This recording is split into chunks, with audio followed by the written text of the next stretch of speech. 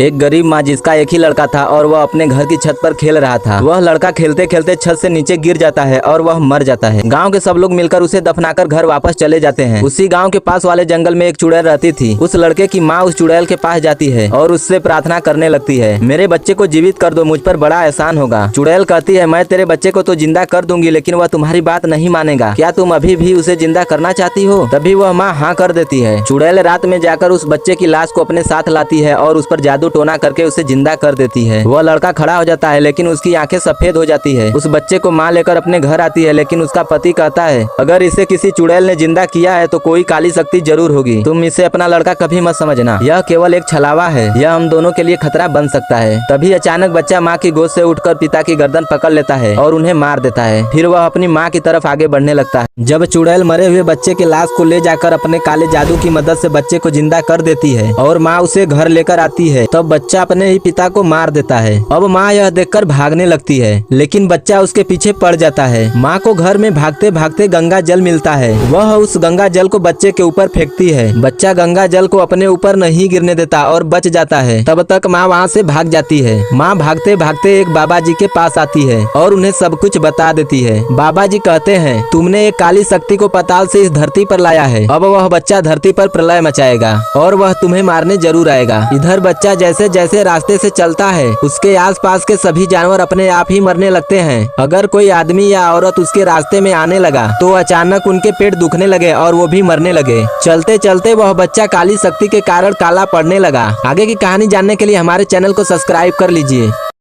शैतानी बच्चा जैसे जैसे रास्ते से आगे बढ़ता है, उसके सामने आए सभी जानवर और मनुष्य अपने आप ही मरने लगते हैं। बच्चा चलते चलते काली शक्ति के कारण काला पड़ गया था। उधर बाबा जी माँ को एक जादुई विभूति देते हैं और कहते हैं, यह माँ काली की जादुई विभूति है, तुम कैसे भी करके उस शैतानी बच्चे को खिला देना, तभी तुम्हारा असली बच्चा बाहर आएगा। आखिरकार वह बच्चा सामने आता है। बाबा जी उस पर जादू छोड़ने लगते हैं, लेकिन उस शैतानी बच्चे पर कोई असर नहीं होता है, बल्कि वो बच्चा बड़ा बनने लगता है। अब वो अपनी माँ को मारने के लिए आगे बढ़ता है और माँ को अपने हाथों में उठा लेता है। जैसे ही अपना मुख खोलता है, माँ जादुई विभूति बच्चे के मुंह में डाल देती है। विभूति बच्चे के शरीर में हलचल पैदा करने लगती है। उसके अंदर से उस माँ का बेटा राजू बाहर आने की कोशिश करता नजर आता है। तभी बाबा जी उस अंदर वाले असली बेटा पर अपनी शक्ति फेंकते हैं। राजू शक्ति को अपने अंदर खींच लेता है और शैतानी शरीर को तोड़कर बाहर आता है। आगे की कहानी देखने के लिए हमारे चैनल को सब्सक्राइब कर लीजिए।